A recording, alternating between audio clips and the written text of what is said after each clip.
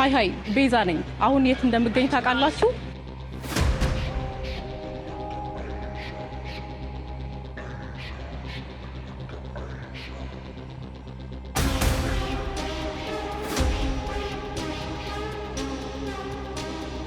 ኦልድ ትራፎርድ ስቴዲየም።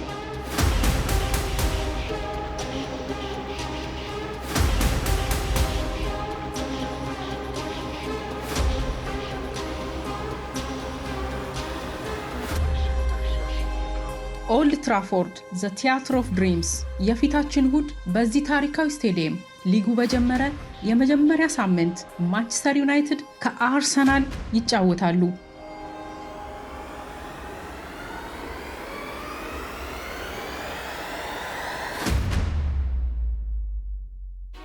የሁለቱ ቡድኖች ታሪካዊ ባላንጣነት የከረረበት ጊዜ በ90ዎቹ መጨረሻና በ2000ዎቹ መጀመሪያ አካባቢ ነበረ። በተለይ ሰር አሌክስ ፈርጉሰን እና አርሰን ቬንገር በኦልድ ትራፎርድ እና በሃይብሪ ከተገኙ በኋላ አዲስ የእንግሊዝ ደርቢ የተፈጠረ ይመስላል። ሰር አሌክስ ፈርጉሰን እንደ ቀዳሚነታቸው በውጤትም ይሁን በዋንጫ የተሻሉ ቢሆንም አርሰን ቬንገርም በእንግሊዝ እግር ኳስ ላይ የተለየ መነቃቃትን ፈጥረዋል። ሰር አሌክስ ፈርጉሰን በ1999 የሶስትዮሽ ድሉን በማሳካት ታሪክ አይሽሬ ሲሆኑ አርሰን ቬንገርም ከ4 ዓመታት በኋላ የሚደገም የማይመስለው ያለምንም ሽንፈት ዋንጫን አጣጥመዋል። የሁለቱ ቡድኖች መካረር ከሁለቱ ሰዎች ጋር ተያይዞ የመጣ ስለሆነ ከነሱ ጀምሮ ያለውን የማንቸስተር ዩናይትድን እና የአርሰናልን ትንቅንቅ የምናይ ይሆናል።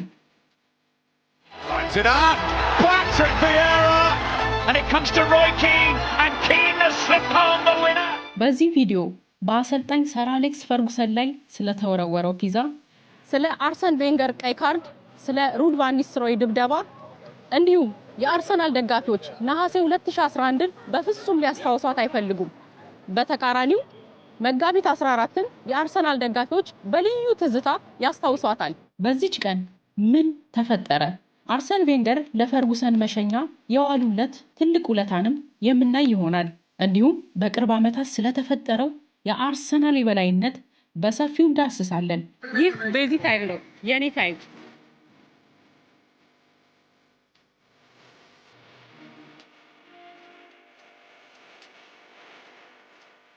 በኖንሲ አሰልጣኝነትን የጀመሩት ፈረንሳዊው አርሰን ቬንገር ከጃፓኑ ናጎያ ግራምሰን የመጨረሻ የክለብ ቆይታቸውን ጨርሰው ወደ አርሰናል ሲመጡ አርሰናልን ያንጓጠጠው በቁጥር የሚለካ አልነበረም። ከእሳቸው ከ1996 እዛ መድረስ ጀምሮ ለ8 ዓመታት ሊጉን የአርሰናልና የማንቸስተር ዩናይትድ ብቻ መስሎ 8ቱንም የሊግ ዋንጫ ተካፍለዋል። በፈረንሳዊ አሰልጣኝ የመጀመሪያ ዓመት እንደተለመደው የሰር አሌክስ ፈርጉሰን የበላይነት የታየበት ነበር። ቀጣዩ የውድድር ዘመን ግን ለአርሰናል ደጋፊዎች ልዩ ትዝታን አስቀምጦ አልፏል።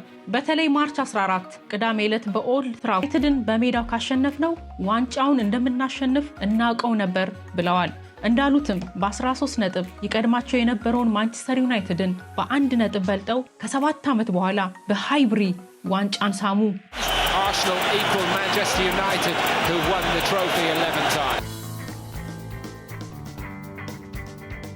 ከዛ በኋላ ፈርጌና ልጆቻቸው ተናዳፊ ንብ ሆነው ለ3 ተከታታይ ዓመታት ሊጉን በተድላ አሸንፈዋል። የሚገርመው ደግሞ በሶስቱም አጋጣሚ አርሰናል የሁለተኝነቱን ቦታ እንዳስጠበቀ ቆይቷል። በሁለቱም ቡድኖች በግዝፈት ከሚቀመጡት ሁነቶች መካከል ታላቁ የኦልድ ትራፎርድ ፍልሚያ ዘ ባትል ኦፍ ኦልድ ትራፎርድ ይገኝበታል። በመስከረም 2003 በተካሄደው ጨዋታ በሩድ ቫን ኒስተልሮይ ብልጣብልጥ እንቅስቃሴ የፓትሪክ ቪዬራ ቀይ ካርድ የድራማው ጅምር ነበር። በወቅቱም ቬንገር ከጨዋታው በኋላ ሩድ ተጫዋቾችን ሆን ብሎ ይረብሻል፣ ነገር ይፈልጋቸዋል፣ እንዲያውም አስመስሎ ይወድቃል ሲሉ መክሰሳቸው ይታወሳል። በጨዋታው የመጨረሻ ደቂቃዎች ላይ የተገኘው የፍጹም ቅጣት ምት ለቫን መጥፍሊዝ ኤፍኤ ከአርሰናል 6 ከዩናይትድ 2 ተጫዋቾችን መቅጣቱ ይታወሳል።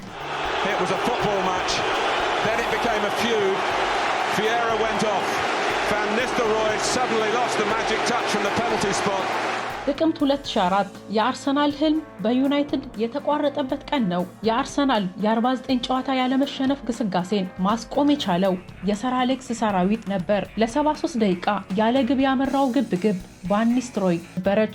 በመጨረሻዎቹ ደቂቃ በልደቱ ቀን ጎል ያስቆጠረው ዋይኒ ሮኒ የቬንገርንና ልጆቹን መንገድ የዘጋ ነበረ።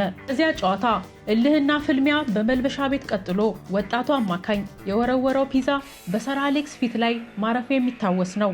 አጋጣሚውንም የቡፌ ጦርነት ሲሉ ጠርተውት ነበር።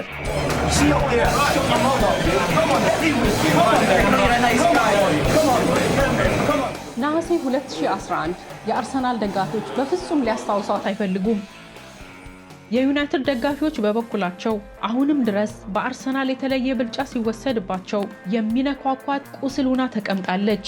ያ የኦልድ ትራፎርዱ ጨዋታ ዕለት ቬንገርን ብቻ ሳይሆን አሸናፊውንም ቡድን አሰልጣኝ ሰር አሌክስ ፈርጉሰንን ጨምሮ ያሳዘነና ያስደነገጠ ነበር።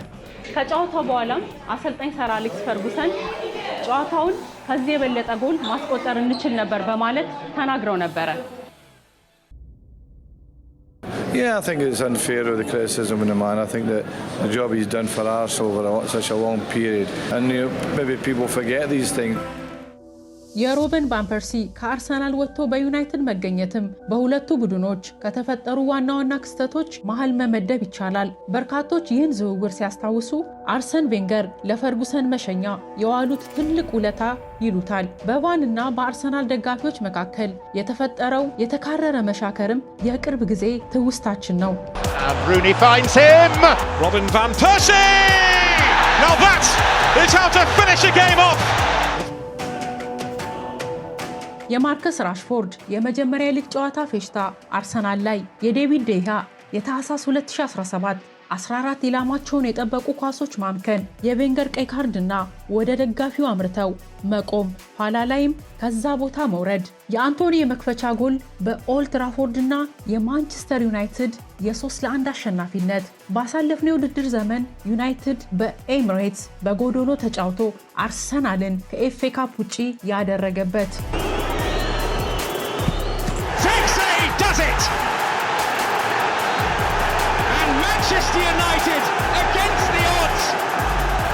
2025-26 የውድድር ዘመን መክፈቻ ጨዋታ ስንመጣ አርሰናል በቅርብ ዓመታት በዩናይትድ ላይ የሰፋ የበላይነቱን ወስዷል። ከድህረ ፈርጉሰን በኋላም የአርሰናል ውጤት ከዩናይትድ በርቀት የተቀመጠ ነው። ባሳለፍነው የውድድር ዘመን የአርቴታው ቡድን ለዋንጫ ሲፋለም የአሞሪም ቡድን ከወራጅ ቀጠናው ለመውጣት ዳክሯል። በዝውውሩ ሁለቱም የነቃ ተሳትፎ ሲያደርጉ አርሰናል ሁነኛ 9 ቁጥር አስፈርሞ መጥቷል። ቪክተር ዮክሬሽ አርሰናልን እንደወደደ አርሰናልን ተቀላቅሏል።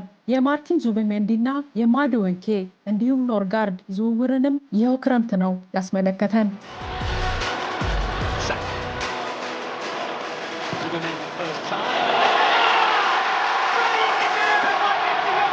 ዩናይትድ ባሳለፍነው የውድድር ዘመን በጋራ 35 የሊግ ጎል ያስቆጠሩ ተጫዋቾችን በእጁ አስገብቷል። በብዙ ክለቦች ኒውካስል፣ አርሰናልን ጨምሮ ሲፈለግ የቆየው ቤንጃሚን ሴስኮ ዩናይትድን ተቀላቅሏል። ሊጉ በጀመረ የመጀመሪያ ሳምንት ኦልድ ትራፎርድ ላይ በዕለተ እሁድ ዩናይትድ ከአርሰናል ጨዋታቸውን ያደርጋሉ። ይህን ጨዋታ ገብቼ የማይ ይሆናል። አርሰናል ከማንቸስተር